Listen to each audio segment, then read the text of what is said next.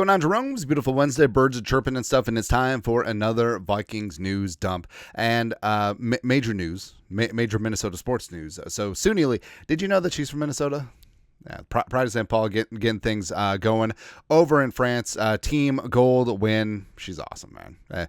And she sounded the gala horn, last year too. Vikings fan. Bum, bum, bum. Love it. So, love to see Minnesotans doing well abroad. Also, so I feel like Suni Lee rightfully gets all the accolades and stuff. But I mean, we have a Minnesotan swimmer named Regan Smith from Lakeville. I feel like she gets sort of pushed aside, which is weird because she's a swimmer.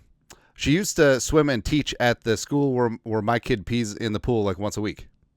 I'm not saying which one. It's the middle one. Obviously it is. But big props to Suni Lee, and also big props to the women's gymnastic team. And just merit. How come we're like number 5 in the medal count? That's right, man. Damn right, USA. Let's go, baby. Also going is we're back at Vikings training camp. Practice number 6 in the books. Number 7 is today. JJ McCarthy. So Sean Bormeyer guy in red zone 7-on-7, no pass rush. Darnold went 2 of 6. McCarthy went 4 of 6 with 4 touchdowns. He put up highlights, man. Put up absolute highlight reels, and yeah, you could say he's playing with the 2s against the 2s, played a little bit against the 1s. It's fine. And I understand it's training camp. I understand that let's see it in a game. I understand all these things, but gotta get a little excited, man. Plus, there's one clip. So, yeah, people said, like, how come we're not including video clips? Well, it's sort of a fine line, right? So, first off, shout out to Viking Sheep. I think he's a Jerome. Yeah, but he had a great clip of this. Now, you're not supposed to be recording. Yeah, they kind of like put that up on the Jumbotrons, but I don't know. Everyone does it, so it's whatever. It's sort of like a gray area. But stills, I feel fine with stills. I don't know, man. But JJ McCarthy in 7-on-7 ripped a absolute piss missile to Jeshaun Jones, who's starting to get some traction now. Initially, Jeshaun Jones wasn't really getting much time with the 3s, but now working up with the 2s and the Pride of Maryland. Like, there's a reason why they gave him that hefty UDFA bonus. So I think that he could make a push. But yeah, I did have him on my 53, but I think that you could probably pencil him in for a practice squad spot. We'll see. But really snagged a great, just absolute piss missile on a slant from McCarthy. And we talked about ad nauseum how arm strength isn't just like chucking the ball 90 yards on a crow's hop, right? But it's, can you whip it outside the numbers, deep and outside? And McCarthy has done that with especially that Jalen Naylor back at the end zone touchdown on Saturday, as well as, do you have the velocity to rip it in between 2-3 defenders and thread the needle through that window before that window closes? Yes. He's got that, man. He's got that. Does need to work on some of his touch passes, like times when calling for the changeup. Or the curve just a little bit, take a little bit of mustard off, but that comes with experience. But I mean, McCarthy's looking really damn good out there. Also, Kevin O'Connell talked about how McCarthy will get some run with the 1s, and again, the whole shift of O'Connell's tone has changed. Oh, JJ's just working out. He's 3rd string right now. Nick Mullins is 2. Started training camp. Oh, JJ McCarthy's number 2. Mullins is whatever. He doesn't need practice reps, and now McCarthy's on the verge of getting some first-team reps, and if he looks good with the 1s and Darnold continues to struggle, it's going to be close. It's going to be close. I know that the plan is to redshirt him. I understand it. I respect it. But, and we said, Ty will go to Darnold, but if McCarthy is just head and shoulders better than Darnold right now, I don't see how you can't start the kid. Right, and McCarthy's going to push the envelope, and also, just wait. Maybe they're saving it for night practice, which is next Monday, the 5th. Maybe they're just saving that for McCarthy to have his first 7-on-7, 11-on-11 deep bomb to Justin Jefferson, and that place is going to erupt.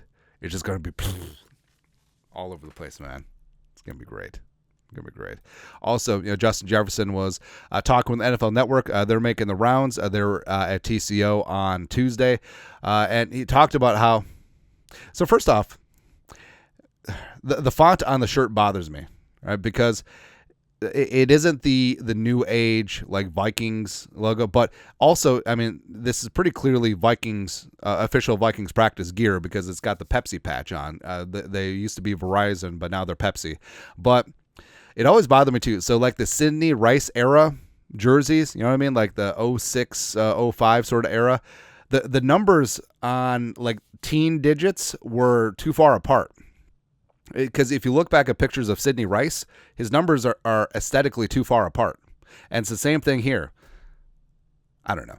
Anyways, but Justin Jefferson was talking about how J.J. McCarthy is already asking him all these questions about advice. How do you do this? How do you do that? The lockers are right next to each other, which is great because that's going to be the battery for the next decade plus for the Vikings. And that's what stands out is, McCarthy's obviously coming humble, but he's got confidence. He's got swagger. He's not afraid to ask questions and get advice. And you hear that from O'Connell. You hear that from Josh McCown. You hear that from Wes Phillips. You hear that from Brian Flores, whose defense he goes against every single day. And I love it. I love that McCarthy is comfortable enough to admit that he knows what he doesn't know. You know what I mean? So now he's just getting information and he's inputting that, and every single day, every single way, he's getting better and better. It's great, man. It's great. I'm still pissed off about the font, though. Something I'm not pissed about. So, well, maybe a little bit, but so Fabian Moreau, the Vikings reportedly signed. Now, it hasn't been official yet. As Gessling pointed out, also, they haven't announced a corresponding move as of yet. But Fabian Moreau, I know he's not the splash name. He's not Marshawn Lattimore. He's not Tariq Woolen. He's not Stephon Gilmore, but he's a guy that's started wherever he's gone. He's solid in press man coverage. That's his specialty. And even though this would be his fifth team in 5 years, he started all 5 teams. So it's noteworthy that you have a guy with veteran experience. You have a guy who's adept at what Flores wants to do in coverage this year. And we'll see. I think that, again, Caleb Evans, Duke Shelley, Dwight McLaughlin, Jay Ward, who is now taking reps at corner. If one of those guys step up, I mean, that solves a lot of issues, but we'll see. I like that. Even though it's not like the big-time splashy, sexy move, I love that Kwesi has gone through, signed Duke Shelley, brought in Francis, brought in me and Bobby McCain, as well as Fabian Moreau, so it's good. Something that wasn't good is, so the day after Will Reichard won the kicking competition, John Parker Roma said deuces. He shanked his first 2 kicks, which is obviously not great.